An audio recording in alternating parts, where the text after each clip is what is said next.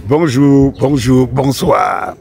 Je vais vous raconter quelque chose que vous ne connaissez pas pour que vous compreniez très bien comment le monde se comporte et comment on arrive à jouer sur les petits esprits. Vous savez, les impérialistes et les occidentaux, lorsqu'ils ne bénéficiaient plus des grâces d'un leader en Afrique, par exemple, au cas de nous les Africains, qu'est-ce qu'ils faisaient? C'est qu'ils tuaient l'économie. Ils asphyxiaient l'économie. Ils font fermer leurs banques. Parce que la première chose qu'ils arrangent, c'est d'être indispensables. C'est-à-dire que c'est eux qui vous ouvrent les banques, c'est eux qui vous ouvrent les entreprises, c'est eux qui vous tiennent à partir de là. Ils font d'abord des bénéfices sur vous, mais leurs entreprises sont les moyens de chantage. Au cas où le leader de ces pays n'arrivait plus à satisfaire leurs besoins. Qu'est-ce qu'ils font? C'est qu'ils font tomber l'économie. Ils ferment les banques. Vous avez une expérience comme ça qui s'est passée en Côte d'Ivoire avec Gbagbo. Ils ferment les banques, ils asphyxient certaines coopérations et tout. Donc, le résultat, c'est que vous vous mettez à souffrir. Le peuple souffre. Et comme le peuple, mouton qu'il est, n'a besoin que de manger, qu'est-ce qui va se passer? Il va se révolter contre ce leader. Il ne comprend pas qu'on a mis tous les mécanismes en sourdine pour que le leader ne réussisse pas. Et lorsque vous, le peuple qu'on a instrumentalisé, vous faites chuter le leader, celui qui vient à leur compte, à leurs intérêts, il ouvre toutes les vannes. Et vous avez l'impression que celui-là travaille beaucoup et tout, et il est là pour vous. Vous devez donc comprendre ce qui se passe entre Samuel Eto'o à l'Africa Foot et les hautes instructions. Le problème, c'est que pendant le règne de Samuel Eto'o, depuis près de 3 ans, on a tout fait pour mettre les bâtons dans les roues.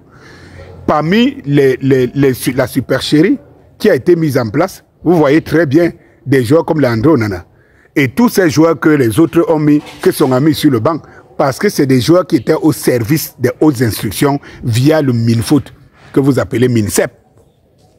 Vous devez donc comprendre.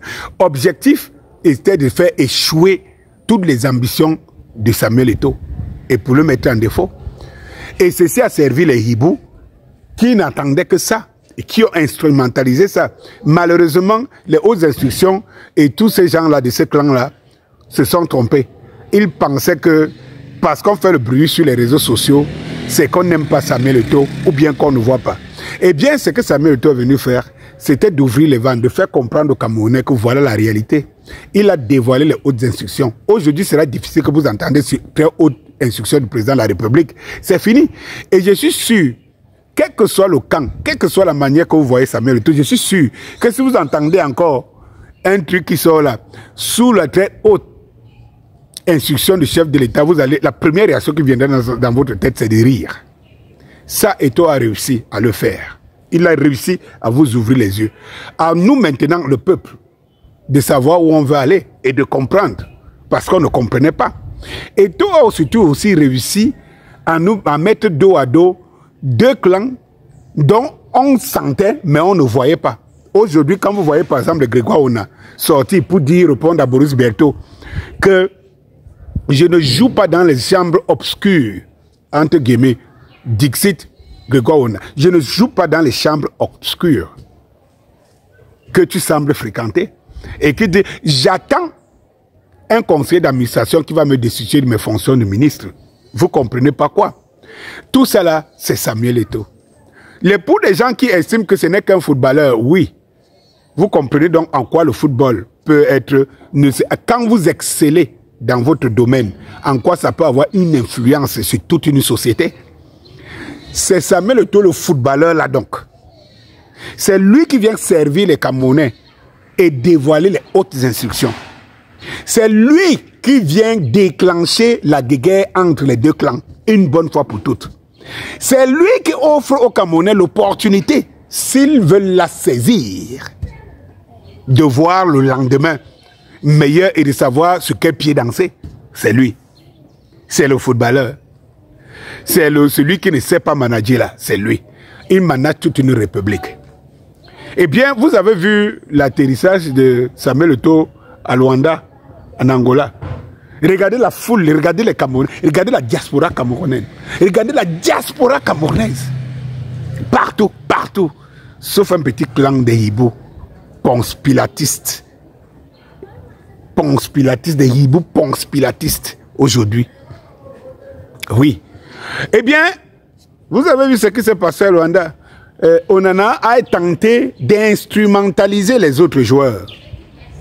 Si c'était les hautes instructions, le président de la République, le guide suprême, qu'on le veuille ou pas, qui aurait donné les instructions, comment les joueurs, les encadreurs du mini-foot pouvaient-ils se retrouver calés à l'aéroport? Oui, c'est l'État qui paye, c'est le mini-foot qui paye.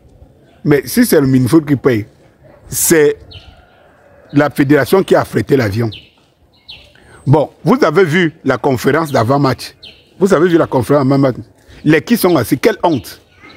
Cela veut dire que c'est le ministère qui force depuis. Et vous voyez, vous ne dites rien. C'est le ministère qui force depuis. Et comme vous le voyez, vous le sentez, vous n'aurez pas voulu ça comme ça. Vous êtes devenus les Ponce Pilate. Oh, ce qui se passe là-bas, hein, c'est entre eux. Nous, on ne connaît pas. Le entre vous, c'est où? Ça sera où? Entre vous, ça sera où? C'est entre eux. Et après, ça met le taux. Vous aurez en face de vous les hautes instructions, les très hautes instructions. C'est ça. Et vous allez demander au peuple. Et Tôt vous a donné l'occasion, nous donne l'occasion. Saisissons cette occasion au bon. Même l'entraîneur vous a dit dernièrement que les joueurs n'avaient pas besoin d'un entraîneur pour gagner. C'est l'entraîneur qui l'a dit. Mais certains hiboux donnaient déjà la victoire parce que première victoire comme Equinox. Parce que Equinox est devenu l'antichambre de la CRTV. Dieu merci. Eto'o est venu dévoiler tout un chacun. On connaît maintenant qui est qui. Même au niveau des médias, on sait qui est qui. On sait qui sert quoi. Et pourquoi. Tout cela, le peuple, ce n'est jamais le service du peuple, c'est le service des intérêts. Et vous voyez maintenant des accointances entre certaines familles, certains clans de familles du régime et certains qui se disent opposants. Et certains médias qui se disent médias d'opposition. Chers frères et sœurs, cessez d'être roulés dans la farine. Bonsoir.